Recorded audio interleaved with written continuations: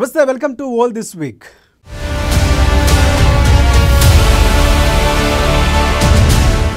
తెలిసిందిలే తెలిసిందిలే నెలరాజా నీరూపు తెలిసిందిలే అంటూ ఎన్ని పాటలు పాడుకున్నా చంద్రుడి గురించి మనకు తెలిసింది ఆవగింజంత కూడా లేదని తెలిసిపోయింది. జాబిల్లికి సంబంధించి ఆసక్తికరమైన సవాలుతో కూడిన విషయం తాజాగా ఇప్పుడు వెలుగులోకి వచ్చింది. ఇంతకీ చందమామకు ఏమైంది, ఎందుకలా చిక్కుపోతున్నాడు, అందుకు కారణాలేంటో ఒకసారి చూసేద్దాం.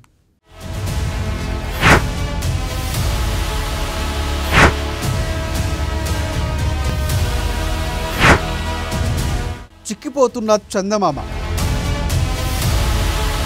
ఇప్పటికే 150 అడుగుల తగ్గిపోయిన చుట్టుకొలత. ఎండిన ద్రాక్షపై వచ్చినట్లు చంద్రుడిపై ముడతలు. జాబిల్లి అంతర్భాగంలో శీతలీకరణ ప్రక్రియలోనే ముడతలు. భవిష్యత్తులో చంద్ర కంపాల్ని ఎదుర్కోవలసి వస్తుందా?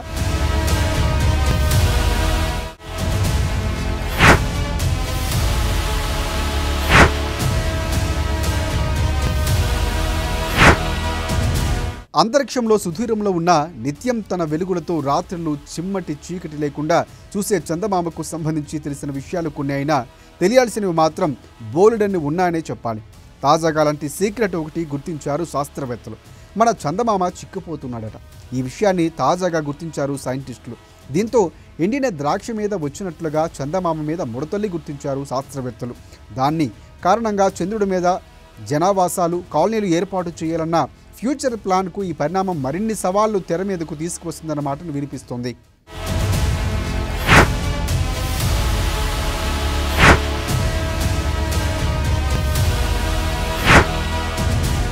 చంద్రుడి అంతర్భాగంలో శీతలీకరణ ప్రక్రియ ఫలితంగా జాబిల్లి కుంచుకుపోతున్నట్లుగా తెలిపారు. ఈ క్రమంలో ఏర్పడి సంకోచాలతో ఎండిన ద్రాక్ష పండుపై వచ్చినట్లే చంద్రుడి ఉపరితలంపైన ముడతలు పడుతున్నాయని, ఈ ముడతలు ప్రాథమికంగా చంద్రుడి భౌగోళిక స్వరూపాన్ని మార్చేస్తున్నట్లుగా చెబుతున్నారు శాస్త్రవేత్తలు.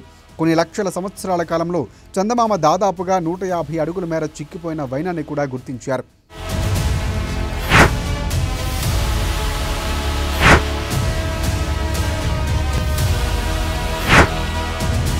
చంద్రుడి లోపలి పొరలు చల్లబడుతున్న కొద్దీ పెలుసుగా ఉన్న చంద్రుడి ఉపరితలంపై పగుళ్ళు, గుట్టలు, లోయలు లాంటివి ఏర్పడుతున్నాయి. కొన్ని 10 మీటర్ల ఎత్తున ఉండే ఈ గుట్టలు చంద్రుడి మారుతున్న స్వరూపానికి నిదర్శనంగా చెబుతున్నారు. ఈ అంశాలు వెలుగు చూడటం ద్వారా భవిష్యత్తులో చంద్రుడి మీద చేయాల్సిన ప్రాజెక్టులకు మరిన్ని సవాలు ఎదుర్కొనే వీలుంటుందని చెబుతున్నారు. ఇక ముడుచుకుపోవటం ద్వారా చంద్రకంపాల్ని ఎదుర్కోవాల్సి వస్తుందని, ఆ వ్యోమగోమలకు అదనంగా సవాలుగా మారుతుందని కూడా చెబుతున్నారు శాస్త్రవేత్తలు.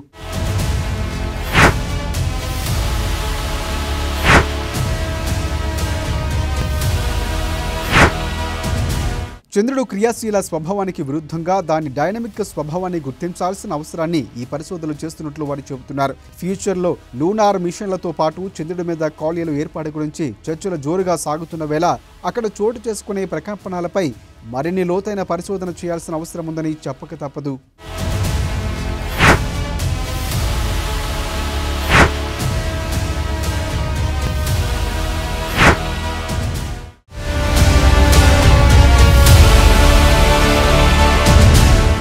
విదేశాల్లో భారత ఘనత మరోసారి పరిమళించింది. ఆస్ట్రేలియా పార్లమెంట్లో చారిత్రాత్మక ఘట్టానికి సాక్ష్యంగా నిలిచిందో ఘటన. సెనేటర్గా ఎంపికైన భారత సంతతికి చెందిన న్యాయవాది వరుణ్ ఘోష్ భగవద్గీత మీద ప్రమాణం చేశారు. దీంతో ఆస్ట్రేలియాలో భారతీయకు చరిత్ర సృష్టించాడు ఆయన. ఇంతకీ ఎవరు ఆ వరుణ్ ఘోష్, అతని చరిత్ర ఏంటి ఓసారి తెలుసుకుందాం.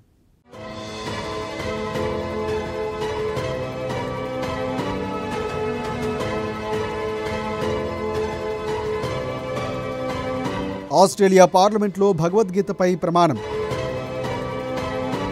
స్వీకారంతో చారిత్రాత్మక ఘట్టం ఆవిష్కృతం. భగవద్గీతపై ప్రమాణం చేసిన బారిస్టర్ వరుణ్ ఘోష్ సెనేటర్గా ఎంపికవడంపై వరుణ్ హర్షం.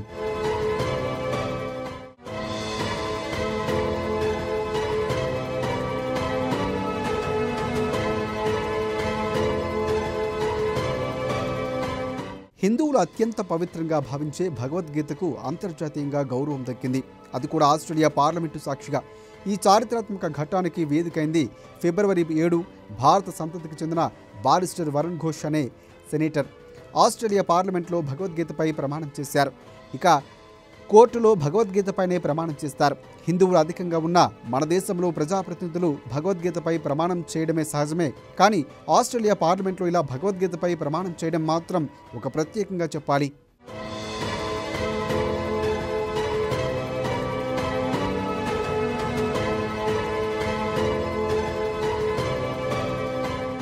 భారత సంతతికి చెందిన సెనేటర్ ఈ చారిత్రాత్మక ఘట్టానికి కారణమయ్యారు. ఈ విషయాన్ని ఆస్ట్రేలియా విదేశాంగ మంత్రి పెన్నీ వాంగ్ ఎక్స్లో పోస్ట్ చేశారు. ప్రమాణం అనంతరం ఆస్ట్రేలియా ప్రధాని ఆంథోనీ ఆల్బనీస్ కూడా వరుణ్ ఘోష్కు స్వాగతం పలికారు. ఆస్ట్రేలియాలోని పెర్త్లో నివాసం ఉంటున్న వరుణ్ ఘోష్ లాయర్. 1997లో భారతదేశం నుంచి ఆస్ట్రేలియాలోని పెర్త్కు వెళ్లిన న్యూరాలజిస్టు తల్లిదండ్రుల కుమారుడు వరుణ్. అతడు అక్కడే ఆర్ట్స్ అండ్ లాలో పట్టా పొందాడు. గతంలో న్యూయార్క్లో ఫైనాన్స్ అటార్నీగా, వాషింగ్టన్లోని ప్రపంచ బ్యాంకు సలహాదారుగా పనిచేశారు. తర్వాత తన రాజకీయ జీవితం పెర్త్లోని లేబర్ పార్టీతో ప్రారంభించాడు.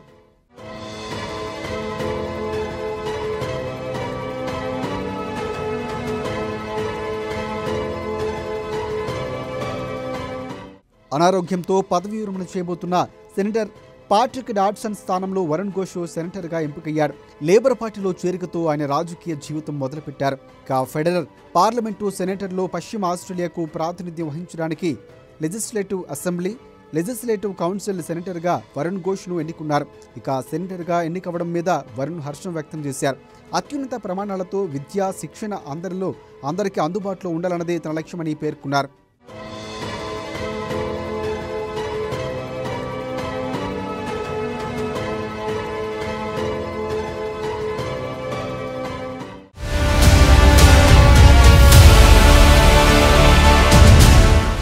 ఉత్తరాఖండ్లోని హల్ద్వాని అక్రమంగా నిర్మించిన ఓ మదర్సా దాన్ని ఆనుకొని ఉన్న మసీదు కూల్చివేత హింసకు దారితీశాయి. కోర్టు ఆదేశాలతో కూల్చివేసిన అధికారులపై ఆందోళనకారులు రాళ్లతో దాడి చేశారు. దీంతో అల్లర్లు ఇతర ప్రాంతాలకు వ్యాపించకుండా ఉత్తరాఖండ్ ప్రభుత్వం రాష్ట్రమంతటా హై అలర్ట్ ప్రకటించింది.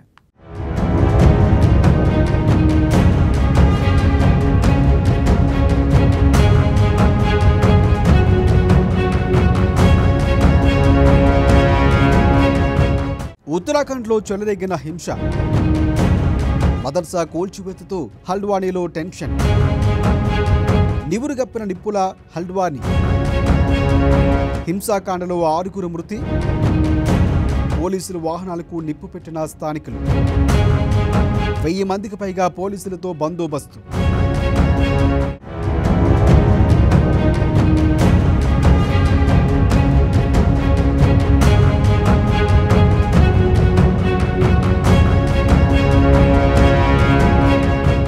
హింసతో అట్టుడికిన ఉత్తరాఖండ్లోని హల్ద్వానీ నివురుగప్పిన నిప్పులా ఉంది. ప్రభుత్వ స్థలంలో అక్రమంగా నిర్మించిన మదర్సాను, దాని ఆవరణంలోని మసీదును కూల్చివేస్తూ ఉండగా జరిగిన హింసాకాండలో 6 ప్రాణాలు కోల్పోయారని పోలీసులు తెలిపారు.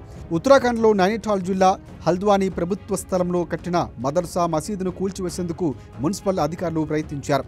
దానికి వ్యతిరేకంగా స్థానికులు ఆందోళనకు దిగారు.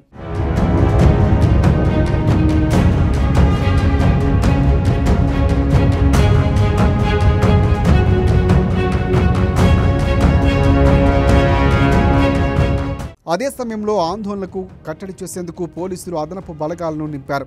ఆందోళనకారులు రాళ్లు విసరడం మొదలుపెట్టడంతో పోలీసులు లాఠీచార్జ్ చేశారు. దీంతో రెచ్చిపోయిన ఆందోళనకారులు పోలీసుల వాహనాలు ధ్వంసం చేసి నిప్పు పెట్టారు. మదర్సాకు దగ్గరలోని పోలీస్ స్టేషన్కు కూడా నిప్పు పెట్టారు వారు. దీంతో ఉన్నతాధికారులు షూట్ అట్ సైట్ ఆర్డర్స్ ఇచ్చారు. ఈ కాల్పులో బుల్లెట్ తగిలి 2 ప్రాణాలు కోల్పోగా మరో 3కి గాయాలయ్యాయి. ఆందోళనకారులు రాళ్లు విసరడంతో 100 మందికి పైగా గాయపడ్డారు.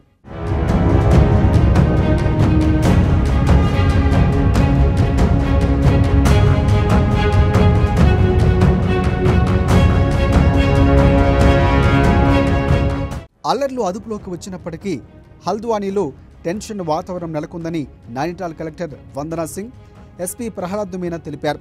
ప్రస్తుతం కర్ఫ్యూ విధించి 1100 మంది పోలీసులతో బందోబస్తు ఏర్పాటు చేశామని, ఇంటర్నెట్ సేవలు నిలిపివేస్తామని తెలిపారు. పోలీస్ స్టేషన్కు నిప్పు పెట్టడంతోనే ఆత్మరక్షణ కోసం ఫైరింగ్ ఆర్డర్స్ ఇవ్వాల్సి వచ్చిందని చెప్పారు. ఈ ఘటనకు సంబంధించి మొత్తంగా 5000 మందిపై కేసు నమోదు చేశామని, ఇప్పటివరకు పలువురిని అరెస్టు చేశామని చెప్పారు పోలీసులు.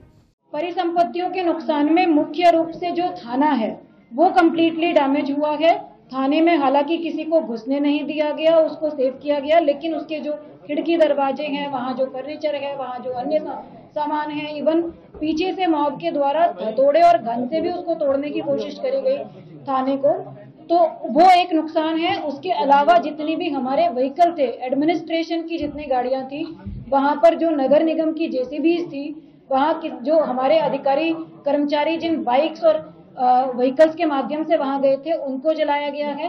कुछ सार्वजनिक बसें वगैरह भी जलाई गई हैं। मीडिया कर्मियों की बाइक भी वहां पर जली है। मीडिया कर्मियों को वहां चोट भी लगी है और मेरी पूरी सहानुभूति इनके साथ, सबके साथ है। कोई नहीं चाहता कि इस तरह की घटना कहीं घटित हो। ये दुर्भाग्यपूर्ण है और जिन लोगों ने भी ये घटनाएं कारित करी हैं, सबकी पहचान सुनिश्चित करी जाएगी और जितना स्ट्रिक्ट एक्शन हो सकता है लिया जाएगा। ये कम्युनल नहीं था, इसको कम्युनल ना बनाया जाए, इसको सेंसिटिव ना बनाया जाए। किसी भी दूसरे कम्युनिटी ने या किसी भी पर्टिकुलर कम्युनिटी ने ना तो रिटेलिएट किया इस चीज को लेकर, ना ही कोई ऐसा जो है धार्मिक जो है सिंबल्स जो हैं उनको प्रथम बार अटैक किया गया। एक घटना हमारे सामने जरूर एक मंदिर के सामने आगजनी की आई, लेकिन वो छुटपुट घटनाएं हैं। ये स्टेट मशीनरी को चैलेंज करने की कोशिश थी, राज्य सत्ता को और कानून व्यवस्था को चैलेंज करने की कोशिश थी। इसको इसी के रूप में देखा जाए, इसी के रूप में निपटा जाएगा। అల్లర్లను రెచ్చగొట్టేందుకు 15 నుంచి 20 మంది ప్రయత్నించారని, అక్రమ నిర్మాణాల కూల్చివేతకు అధికారులు రావడానికి ముందే వాళ్ళు మసీదు చుట్టుపక్కల ఇండ్ల డాబాలపై రాళ్లు రెడీగా పెట్టుకున్నట్లు గుర్తించామని తెలిపారు. కూల్చివేతలు ఆపడం కంటే పోలీసుల్ని టార్గెట్ చేసేందుకు వారు ప్లాన్ చేశారని, పోలీస్ స్టేషన్పై పెట్రోల్ బాంబులు విసిరారని పోలీసు అధికారులు చెప్పారు. అందులో కొందరి వద్ద కంట్రీ మేడ్ పిస్టల్స్ ఉన్నట్లు కూడా గుర్తించినట్లు తెలిపారు. ఈ ఘటనపై సీఎం పుష్కర్ సింగ్ ధామీ డెహ్రాడూన్లో అధికారులతో సమీక్ష నిర్వహించారు. లా అండ్ ఆర్డర్ మెయింటైన్ చేసేందుకు హల్ద్వానీలో క్యాంపు నిర్వహించాలని రాష్ట్ర డీజీపీని ఆదేశించారు. అల్లర్లను రెచ్చగొట్టేందుకు ప్రయత్నించిన వాళ్ళను గుర్తించి చర్యలు తీసుకోవాలని ఆదేశించారు.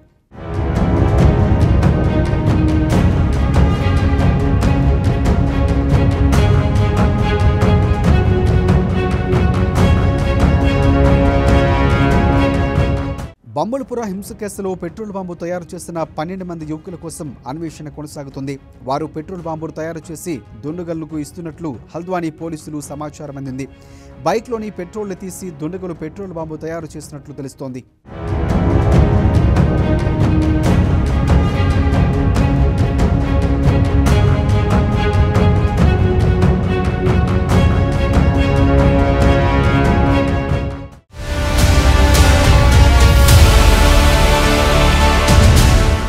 ఇది వారం వాల్ దిస్ వీక్. రేపటి వారంలో మరిన్ని అప్డేట్స్తో మేము ముందుకు వస్తాం. అంతవరకు చూస్తూనే ఉండండి అమ్మా న్యూస్. నిజం కోసం, జనం కోసం.